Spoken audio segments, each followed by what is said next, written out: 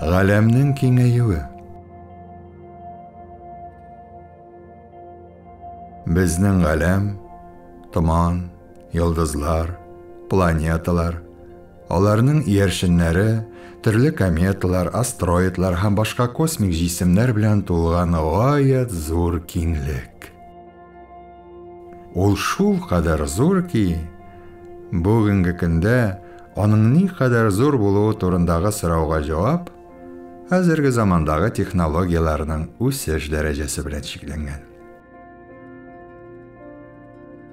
Космос гасырлар дәвамында кешеләр күз аллавында кайдадыр бик еракта урнашкан гадәти бер күренеш кенә булган. Һәм әлбәттә, 19-нчы гасыр ахыры, 20-нчы гасыр башына кадәр галәмнең бер урында тормавы һәм киңәюе турында беркем дә уйларга батырчылык итмәгән. Башта изге Коръәнгә мөрәҗәгать итик һәм Әз-Зарият сүрәсенең 47-нче аятын укыйк. Анда түбәндәгеләр әйтелгән. Күкне без зур бер куәт белән кырдык. Чөнки бу эш бик зур көч таләп итә. Һичшиксез без зур көчкә иябез. Иналлаһу мусиюн аңлатмасы гарәпчәдән без аны киңәйтәбез дип тәрҗемә ителә. Ләм кисәкчәсе сифат фигыленең төп юнәлешен көчәйтә һәм әгәр сүзгә сүз тәрҗемә итсәк, чынлыкта без дөрестән дә киңәйтүчеләр кебек яңгырыячак. Ягъни бу процесс тамамланмаган һәм әлегә кадәр дәвам итә. Галимнәр арасында галәмнең киңәюе турында беренче тапкыр 19-нчы гасыр ахырында сөйли башлыйлар. Әмма бер урында тормаган космологик теориялар тарихы Россия физигы Александр Фридман һәм 20-нчы гасырның беренче яртысындагы иң зур космолог Бельгиялы Жорж Леметр эшләре белән башланып китә. Америка галиме Эббл Хаббл галәмне киңәйтү теориясын һәм Леметрның моделен тану өчен җирлек әзерли. 1931 елда Леметр космология һәм квант механикасын берләштергән галәм моделенең кыскача тасвирланмасын бастыра. Бу модельдә беренчел атом шартлавы башлангыч мизгел булып тора. Ул аны пространствода вакытта тудырган квант дип атый. Соңрак Леметр үз моделенә космологик даимилек кертә.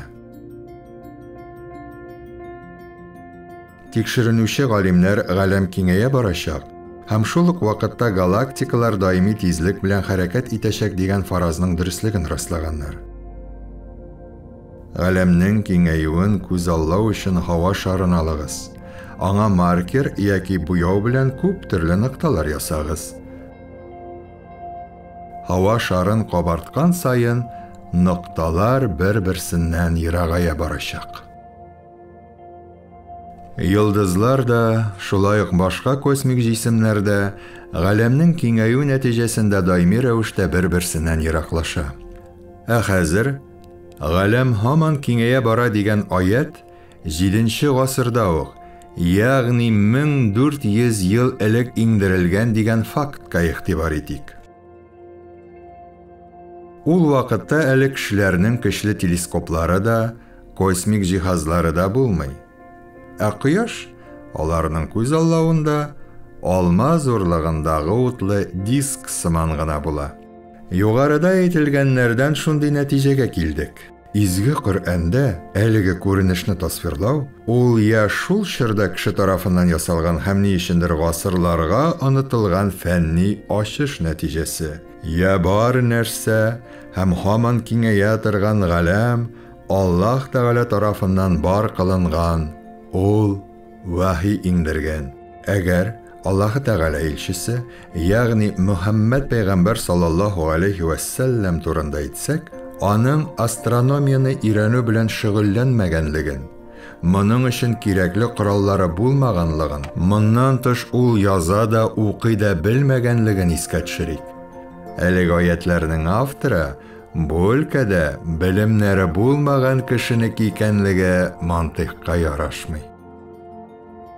Көчле телескоплардан һәм техник фәнни прогресстан башка мөмкин булмаган бу ачышны 7-нче гасырда Гарәп чүлендә яшәгән, күнекмәләре, белеме, бу өлкәдә белгеч тә һәм әлбәттә кирәкле кораллары һәм җиһазлары булмаган кешенең үзе уйлап чыгара алуы ахмаклык сыман. Әлбәттә мондый аятның булуы изге Коръәннең кеше әсәре түгел, Ходай юлламасы икәнлеген күрсәтә. Башкаларга тапшырган кеше исә пәйгамбәр һәм мәрхәмәтле Аллаһ Тәгалә илчесе. Әгәр изге Коръәнне кеше әсәре дип исәпләсәк, әлеге аят очраклы рәвештә язылган һәм гасырлар узгач әсәр тасвирламасы чынбарлык белән туры килгән дисәк, ни өчен соң без башка шундый әсәрләрне очратмыйбыз? Кеше ачышларга кадәр күпкә алдан уйлап мондый күренешне бик төгәл тасвирлый алыр идеме? Әлбәттә, мондый китап булмаячак. Чөнки изге Коръән кешеләр өчен Аллаһы Тәгалә тарафыннан иңдерелгән вахи. Моннан соң 100 еллар узгач, гыйльми ачышлар безгә моны раслый.